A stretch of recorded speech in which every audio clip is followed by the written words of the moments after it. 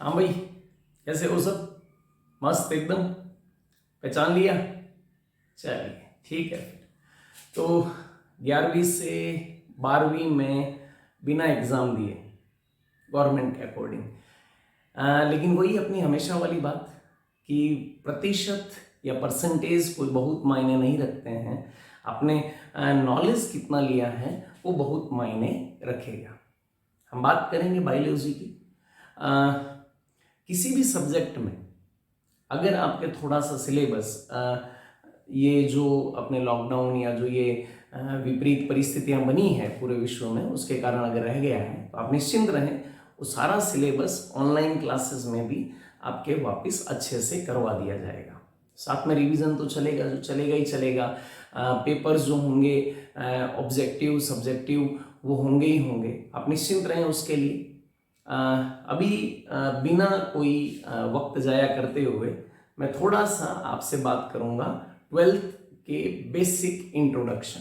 ठीक है, आप क्लास ले रहे हैं, मैंने पहले भी कहा है क्लास लेने का तरीका, आप टेबल कुर्सी पे बैठे हैं, आपके पास मोबाइल लैपटॉप या कंप्यूटर है, आपके पास आपकी किताब है, आपके पास आपकी कॉपी है, पेन है, बहुत प्रॉपर वे में आप इस क्लास को अटेंड करेंगे।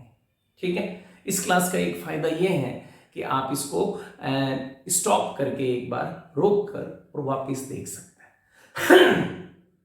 ठीक है, तो ये बेसिक बात हुई। बायोलॉजी की बात करूंगा मैं आपसे। 12th की बायोलॉजी, जैसा मैं 11th में भी कहता था, थोड़ी इजी है ना। 12th की बायोलॉजी थोड़ी इजी है, जिस तरीके से 9th टफ है, 10th इजी है, 11th टफ है, 12th इजी है।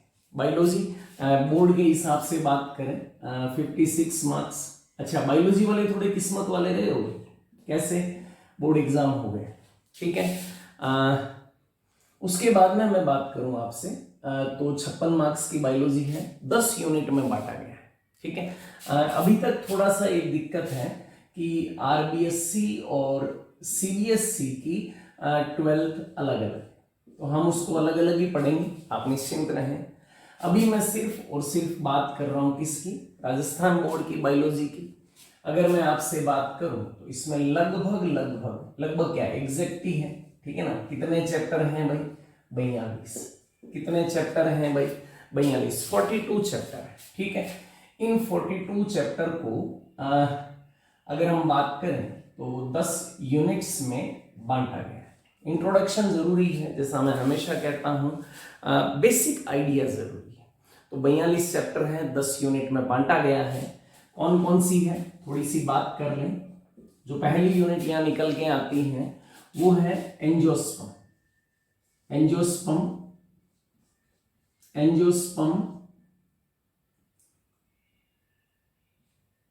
Reproduction and development. ठीक है, तो आपको पता है एंजियोस्पर्म की अगर मैं आपसे बात कर रहा हूं तो रिप्रोडक्शन और डेवलपमेंट की मैं आपसे बात कर रहा हूं। ठीक है, तो इसके अंदर आपको ये पता है, विटेकर साहब बता चुके हैं, एवोल्यूशन वाला चैप्टर हमको बता चुका है, सबसे विकसित पादप कौन से हैं, आवृतबीजी हैं। ठीक है, और उसमें किसकी बात कर लें कि वो किस तरीके से जनन की बात करते हैं। नो डाउट इनके अंदर एक बहुत बढ़िया गुण है कि इनके अंदर क्या मिलता है, बीज, सीड मिलता है, और वो भी बहुत इंपॉर्टेंट बात है कि किससे कवर होता है, फ्रूट से। इकलौते पादप हैं जो फल से बीज को ढकते हैं। ठीक है, तो प्रजनन एवं विकास आवृतबीजी पादपों का ये हम देखेंगे पहली यूनिट में। ठीक है, ये हम कहां पे बात करेंगे, पहली यूनिट में। ठीक है, वैसे एंजियोस्पर्म के बारे में हमने 11th में काफी कुछ डिस्कस कर लिया था, इसके खूब क्वेश्चन भी पूछे थे अपन ने, और मैंने कहा था कि 12th में काम आएगा। ठीक है, उसके बाद में एक टॉपिक है प्लांट फिजियोलॉजी, एक यूनिट है प्लांट फिजियोलॉजी, पादप कार्य की। किसकी बात कर रहा हूं भाई? पादप कारिकी, और ये पार्ट फर्स्ट है। और इसी की यूनिट थर्ड प्लांट फिजियोलॉजी यानी पादप कारिकी सेकंड। इसमें हम लोग पादपों से रिलेटेड बहुत सारी बात करेंगे। कौन कौन सी? तो पादप खाना कैसे बनाते हैं, तो हम लोग बात करेंगे फोटोसिंथेसिस, प्रकाश संश्लेषण की क्रिया द्वारा। ऊर्जा के लिए, एनर्जी के लिए किसकी बात करेंगे? रेस्पिरेशन, श्वसन की। वृद्धि कैसे करते हैं? ग्रोथ, मेटाबॉलिज्म, उपापचय, उसमें जो काम आने वाले एंजाइम्स जिनको हम उत्प्रेरक की बात कहते हैं, उसमें पादप में पानी और खनिज पोषण की किस तरीके से बात होती है, प्लांट और मिनरल न्यूट्रिशन की कैसे बात होती है, प्लांट जाइलम और फ्लोएम का कैसे उपयोग करते हैं, ट्रांसपीरेशन वाष्पोत्सर्जन की क्या बात होती है, एसेंटॉप से प्रसारोहण की क्या बात होती है। यानी पादपों से संबंधित प्लांट से रिलेटेड सभी क्रियाएं, एक्टिविटीज या रिएक्शंस की हम लोग बात करेंगे किसके अंदर? प्लांट फिजियोलॉजी के अंदर। बहुत इंपॉर्टेंट यूनिट्स हैं दोनों की दोनों, और बहुत इजी भी हैं। थोड़ा सा कंफ्यूजन रहता है जब इसके साइकिल्स की बात होती है। ठीक है, कोई दिक्कत नहीं है, थोड़ी थोड़ी अतई इनके बारे में 11th में हमने करी है। चौथी यूनिट बहुत इंपॉर्टेंट है, जिसको हम लोग बोलते हैं बायोटेक्नोलॉजी। अरे किसकी बात कर रहा हूं भाई? जैव प्रौद्योगिकी। किसकी बात कर रहा हूं भाई? बायोटेक्नोलॉजी यानी कि जैव प्रौद्योगिकी। जब मैं जैव प्रौद्योगिकी की बात करता हूं, नाम से सीधा सीधा पता चलता है बायो बोले तो क्या भाई? लाइफ, यानी जीव की बात कर रहे हैं। और जीव के साथ क्या लगा दें? टेक्निक। क्या लगा दें? तकनीक लगा दें, तो क्या हो गई? जैव प्रौद्योगिकी। अब कोई पूछे भाई जीवों के साथ क्यों टेक्निक लगा रहे हैं, तो जीवों के साथ टेक्निक लगाने वाला कौन है? तो लगाने वाला कौन है? मनुष्य। क्यों लगा रहा है? अपने फायदे के। तो जीवों के साथ विभिन्न तकनीकों का उपयोग करते हुए मनुष्य अपने लिए लाभदायक कुछ उत्पाद तथा सेवाओं की बात करता है। उसको किस में बात करेंगे? बायोटेक्नोलॉजी में। ठीक है ना? By utilization of techniques with living organism, human develop some products and services beneficial for human which we will study under the biotechnology. बोलो, बात समझ में आ रही है? बोलो ठीक है। बड़ी इंपॉर्टेंट यूनिट है। इसके अंदर हम लोग उत्तक संवर्धन, टिश्यू कल्चर की भी बात करेंगे। ठीक है, चौथी यूनिट हो गई। पांचवी यूनिट की अगर मैं आपसे बात करूं, तो पांचवी यूनिट थोड़ा सा ये है इकोनॉमिक बॉटनी। ठीक है, ये पहले एनसीईआरटी में यूनिट नहीं हुआ करती थी, लेकिन आरबीएससी के सिलेबस में है economic botany and human welfare. ठीक है ना? मानव के कल्याण के लिए पेड़ पौधों की और खेती की क्या भूमिका है ना? मानव के कल्याण के लिए पेड़ पौधे और खेती की क्या भूमिका है? इकोनॉमिक बॉटनी और ह्यूमन वेलफेयर। इसमें हम लोग खेत की बात करेंगे, कृषि की बात करेंगे, और कृषि में भी हम लोग बात करेंगे प्रतिपालनीय कृषि, सस्टेनेबल फार्मिंग। इसका क्या मतलब है कि लंबे समय तक खेती से बहुत अधिक लाभ प्राप्त होता रहे, इसको बोलते हैं सस्टेनेबल फार्मिंग। उसमें क्या क्या टेक्निक होगी उनकी बात करेंगे। कौन कौन से पौधे हमारे दैनिक जीवन में उपयोग के हैं, डेली लाइफ में यूजफुल हैं, उनकी बात करेंगे। ठीक है ना? बायो एनर्जी की बात करेंगे, जैव ऊर्जा की बात करेंगे कि हमें उनसे किस किस प्रकार की ऊर्जा प्राप्त होती। तुम्हें पढ़ने का तरीका सीधा क्या है? अभी मैं खाली इंट्रोडक्शन दे रहा हूं, तो आप अपनी किताब में से चैप्टर प्लान के साथ साथ चलते रहे, है ना? आपको पाठ के नाम पता होने चाहिए, थोड़ा थोड़ा उनका आइडिया होना चाहिए, ताकि उसके बाद में कोई दिक्कत नहीं आएगी। बोलो क्लियर है क्या? तो ये पांचवी यूनिट। उसके बाद हम पहुंचते हैं छठी यूनिट पे। छठी यूनिट किसकी है? प्लांट फिजियोलॉजी हम लोग देख चुके हैं। अब हम किसकी बात करेंगे? Human physiology. अरे किसकी बात करेंगे? ह्यूमन फिजियोलॉजी की। और ह्यूमन फिजियोलॉजी का मतलब क्या है? मानव कार्य की। अरे क्या मतलब है भाई, मानव कार्य की, इसमें भी हो गया ह्यूमन फिजियोलॉजी फर्स्ट, और 7वीं यूनिट की हम लोग बात करें तो ये हमारे पास में क्या हो गया भाई, ह्यूमन फिजियोलॉजी सेकंड। ठीक है ना। तो पादप से संबंधित क्रियाएं हम लोग प्लांट फिजियोलॉजी में अध्ययन करेंगे, तो मनुष्य से संबंधित क्रियाएं हम किधर करेंगे, ह्यूमन फिजियोलॉजी में। ठीक है ना।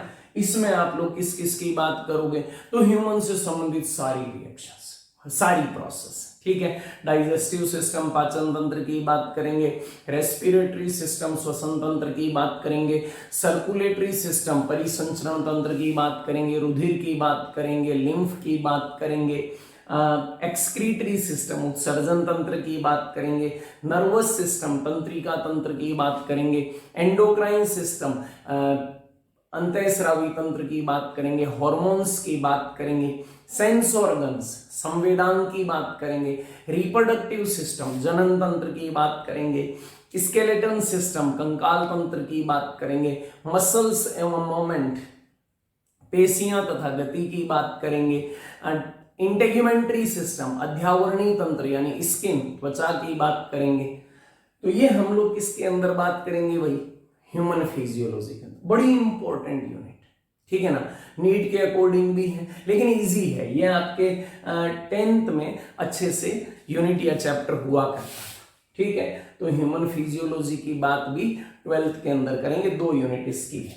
ठीक है। उसके बाद में जो 8वीं यूनिट है, 8वीं यूनिट है वो है ह्यूमन एम्ब्रियोलॉजी। अरे किसकी बात करते हैं भाई, ह्यूमन एम्ब्रियोलॉजी। और ह्यूमन एम्ब्रियोलॉजी का मतलब क्या है, मानव भ्रूणिकी, मानव भ्रूणिकी। और इस यूनिट के अंदर हम कुछ चैप्टर्स के अंदर बात करेंगे कि मनुष्य के अंदर, ह्यूमन के अंदर सेक्सुअल रिप्रोडक्शन, लैंगिक जनन किस प्रकार से होता है, किस प्रकार से नई संतति ऑफ स्प्रिंग उत्पन्न होती है, किस प्रकार फीमेल के अंदर जनन चक्र रिप्रोडक्टिव साइकिल चलते हैं, किस प्रकार से यूट्रस गर्भाशय के अंदर बच्चे का, बेबी का परिवर्धन होता है। तो ये ह्यूमन एम्ब्रियोलॉजी की हम लोग बात करेंगे, मानव भ्रूणिकी की हम लोग बात करेंगे। ये हमारी 8वीं यूनिट है। इसके बाद में मैं 9वीं यूनिट की बात करता हूं। जब मैं 9वीं यूनिट की बात करता हूं, बहुत इंपॉर्टेंट यूनिट है genetics and genomics. Genetics and genomics की मैं जब बात करता हूं, यानी मूलतः ये भी आपके शायद 10वीं में चैप्टर रहा होगा, मूलतः मैं बात करता हूं किसकी, आनुवंशिकी। आनुवंशिकी वही वाली जो आप मेंडल के नाम से पढ़ते हैं, मटर के नाम से पढ़ते हैं, लेकिन जब हम यहाँ पे आते हैं तो यहाँ पे मेंडल के साथ साथ मॉर्गन भी आता है, मेंडल के साथ साथ म्यूटेशन उत्परिवर्तन की बात भी होती है, मेंडल के साथ साथ मेंडल के एक्सेप्शंस अपवादों की भी बात होती है। तो 10वीं से थोड़ा सा या यूं कहीं काफी सारा डिटेल में हम लोग बात करेंगे। जेनेटिक्स से इस यूनिट के अंदर हम लोग विभिन्न प्रकार के जेनेटिक डिसऑर्डर्स, आनुवंशिक रोगों की बात करेंगे, चाहे वो क्रोमोसोमल डिसऑर्डर हो, गुणसूत्री रोग हो, चाहे वो जीन डिसऑर्डर हो यानी जीन विकार हो, उन सब की बात भी यहाँ पर करेंगे। ठीक बात है। और इसके बाद में जो लास्ट यूनिट है हमारे पास 10वीं यूनिट, लास्ट यूनिट हमारे पास 10वीं यूनिट है। इसमें हम लोग फिर बात करते हैं ह्यूमन वेलफेयर एंड हेल्थ की बात करते हैं, मानव कल्याण तथा स्वास्थ्य की बात करते हैं। बोलो बात समझ में आ रही है क्या? मानव कल्याण तथा स्वास्थ्य की बात यहाँ पे करते हैं। ये हमारी 10वीं यूनिट। इसके अंदर हम किसकी बात करेंगे, तो इसके अंदर हम एक तो बात करेंगे डेमोग्राफी की, यानी जनसंख्या की बात करेंगे।